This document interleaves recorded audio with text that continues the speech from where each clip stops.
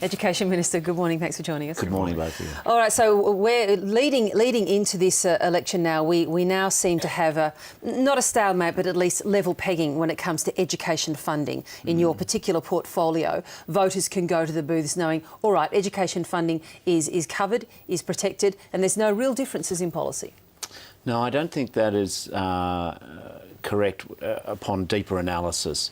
I understand that on last Friday, after 3 years of trash-talking Labor's Better Schools program, all of a sudden the coalition, probably through their robocalls and their focus groups and their market research, said, oh my goodness, we have got a giant gap in credibility on education. Because for 3 years they've opposed everything that Labor has stood for, that former Prime Minister Gillard and Peter Garrett pushed, that I've been pushing with Kevin Rudd in recent weeks. What is good is that for our Better Schools program, it means that every child at every school will get more resources so that they can get the best start in life. Teachers can get more support, school communities can have more authority. So we've got a good plan. And what happened is that on Friday, after bagging the scheme forever and a day, the opposition do this sort of inconsistent turnaround of rhetoric.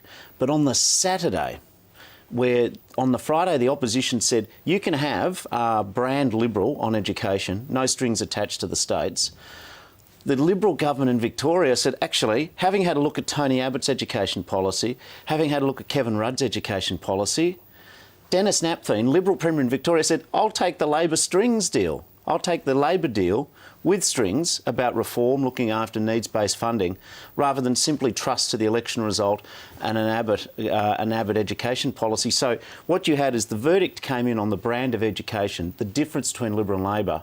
State Liberals had a look at the exam papers submitted by the Liberals on education, had a look at what Labor said, and even in the sort of 5 seconds to midnight before the election, they said, we want the Labor model.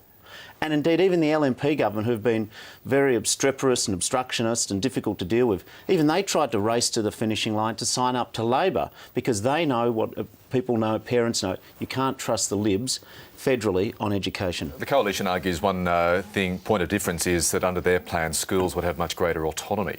Oh. Is that a good thing? These guys have swallowed this sort of right-wing cliche dictionary and just spit out the words without knowing what they mean. Independent Schools Council of Australia, the Catholic Education Commission, all the bishops, all the dioceses across Australia, these people really jealously guard their independence. And they've said, we want to go with Labor's model. So if this was some sort of plot to take over schools and have a Commonwealth public servant, you know, in every school ticking attendance rolls, as the opposition have fancifully made out, why would the Catholic Education Commission, why would the Independent Schools Council, why would Liberal premiers, Barry O'Farrell and Dennis Napthine, are in the same party as Tony Abbott? And they've said, listen, forget politics, Labor's better on education. So if you're a parent of a child going to a school today, getting your children ready for school, feeding them, working out, you know, all the dramas which you have before you send kids to school every morning, every parent should know that even Liberal governments think that Labor's education policy is excellent.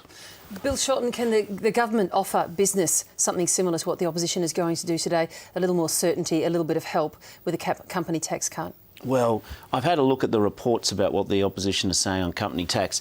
Their promises today, to me, could be categorised as rob Peter to pay Paul tax. What I mean by that is that they're proposing to introduce a new levy on Australia's largest companies of 1.5% to pay for their parental leave scheme.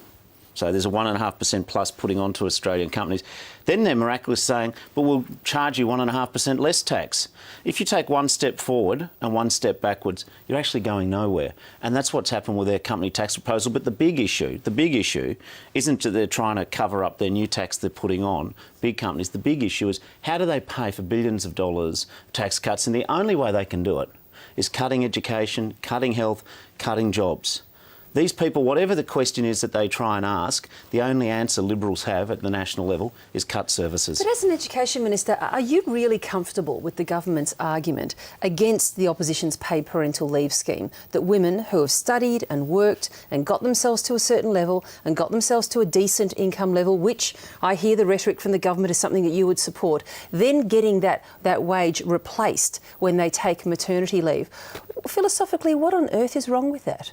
The idea that women should be supported in terms But their of replacement wage, the wage that they've worked hard in order to get to Yeah, I that see your level point. of, that gets replaced by government when they say they have in place a proper maternity I leave see your scheme. point. And the idea that it should be easier for women to participate in the workforce is one which Labor always supports. For the record, 300,000 families have benefited from Labor's policies that we've put in and are paid for. Now, the issue is that most companies who have women staff who are well remunerated already have in place schemes. So the real issue is, should the taxpayer or a company tax pay for it, or the arrangements which companies have already struck?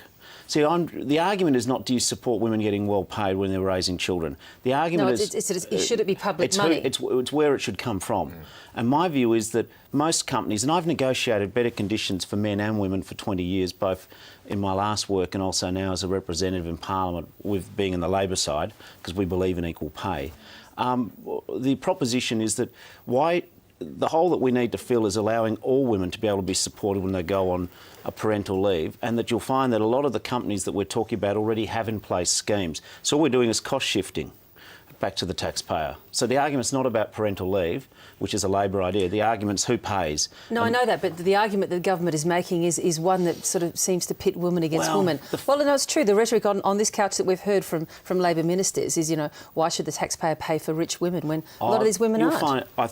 I see what you're saying, and my view is that it's about what problem you're trying to fix. And my view is that there's already a lot of schemes out there for people who are in better off wage brackets. What I'm interested in is, one, having costed policies, which the Libs clearly don't have, and two, what I'm interested in is making sure that all women get an equal go. And by that's why we backed in equal pay for people in the community services sector. That's why we're pushing to abolish we've already abolished the 15% tax on superannuation. The women who earn less than $37,000 pay. I mean, the Libs are trying to hide this fact, but they're introducing a new 15% tax on the superannuation savings of people who earn less than $37,000. That's 3.5 million people, over 2 million of them are women. So when the Libs say they're standing up for women, their track record doesn't necessarily match up to their rhetoric. Now, the Prime Minister yesterday rapidly escalated the war of words with News Corp Australia, particularly in the wake of that Daily Telegraph front page that urged voters to toss you guys out. I'm paraphrasing them. Are you worried, though, as a senior minister, this is serving as a distraction for Labor's campaign? People are entitled to their opinions. Of course, when you own 70% of the print media in Australia, it's more possible to get your opinion out more easily than other people. I think that what we're seeing with the Daily Telegraph story, which was, I think any reasonable person say, quite an extreme piece, front page, is that in North America and the UK you see newspapers a lot more politicised. They state their political colours very early on, and that's the way they go. Maybe that's the way the world is going. What we're keen about, though, is to make sure in this election that people realise there's a choice. Labor's got a positive plan in terms of creating jobs, in terms of promoting better health care, better schools. The Conservatives are coming out with policies which really do need to be examined. GST never ever, Kevin says. No change to the formula of the GST, to the way it's levied, the way it's distributed. True? Kevin said that. That's true. But what we do know is that the Liberal Party are proposing to the GSTs on the table. And when we talk about GST being on the table, what we mean is that... All right, we've seen the financial review. You can put it down now. Joe Hockey on the loose, and you've got to... I'm sure that there's people that... we saw this crazy scene where the West Australian Senator chap, the Liberal fellow, said that Joe Hockey never said it. So they are in disarray. Not only do they not know if they want to have the GST, but you've got the finance spokesperson contradicting the Treasury spokesperson for the Liberal Party. These guys are not ready for government because they haven't done their homework and they don't know what they stand for. Just to make it crystal clear, though, a re-elected Labor government, no increase at all to the GST. Crystal clear, that's right.